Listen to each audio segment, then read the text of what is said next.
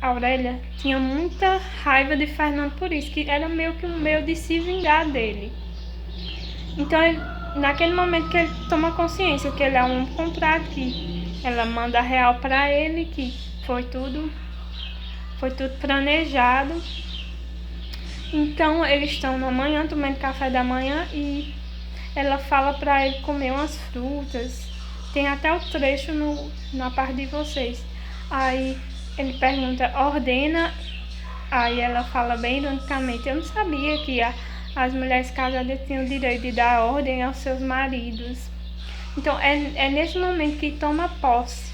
E o resgate, gente, que é o último capítulo, é o momento que Fernando, ele pede o divórcio do casamento, porque já está cansado das humilhações de Aurélia, dela passar na cara dele, que tinha comprado ele, que ele era um homem vendido, né, que se vendeu. Então, ele, para se libertar dessas humilhações, para ter a liberdade dele de volta, a dignidade dele de volta, ele pede o divórcio, mas isso mediante sabe o quê? Justamente a devolver esse dinheiro do dote que ele havia recebido, porque anteriormente, em outros capítulos, ele tinha feito um investimento num negócio, que durante esse processo gerou um rendimento, que era justamente esse valor que ele recebeu do dote. Então, ele propõe pagar de volta o dote que ele recebeu e pede o divórcio. Então, nesse último capítulo, ao longo da organização dos capítulos, na questão da forma, o título dos capítulos, o que acontece na história, tudo isso está relacionado a refletir e reflete na estrutura do livro em si, a organização dessa sociedade, a forma que essa sociedade era e os valores que estavam presentes nessa sociedade, que era justamente o quê? A ganância, a vida de aparências.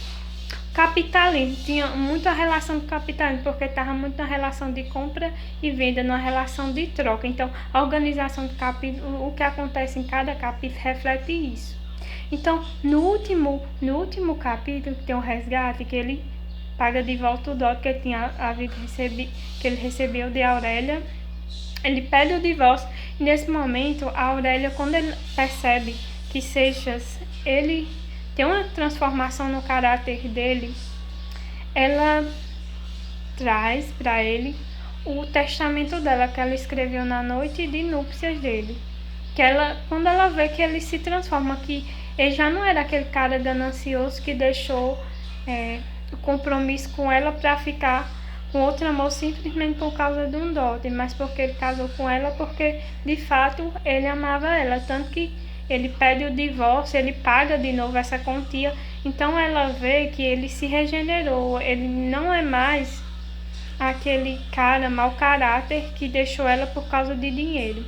Então, a partir desse momento, é quando ela entrega o testamento dela, conferindo a ele todo o direito sobre os seus bens, dizendo que amava muito o marido.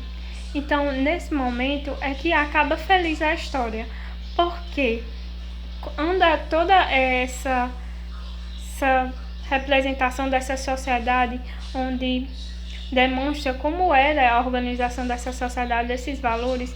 Quando o Seixas faz isso demonstra que essa degradação da sociedade, ela acaba num momento em que se recupera um valor nobre, que é o que? O amor. O amor não como troca, como comércio, mas um amor no sentido idealista, até que tem a estética romântica, o amor como um valor nobre.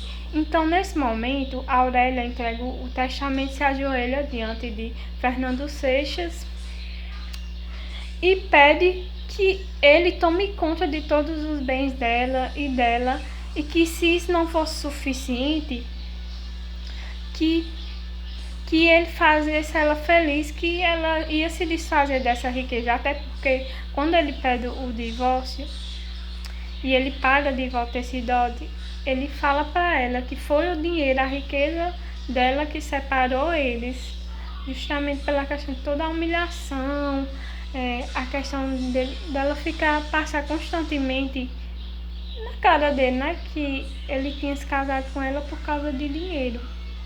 Então, nesse romance, Senhora de José de Alencar, reflete muito bem a sociedade fluminense da época, que era uma sociedade baseada na ganância, nas aparências, que os valores eram sempre valores capitalistas, sempre voltados para a questão da relação de troca e venda.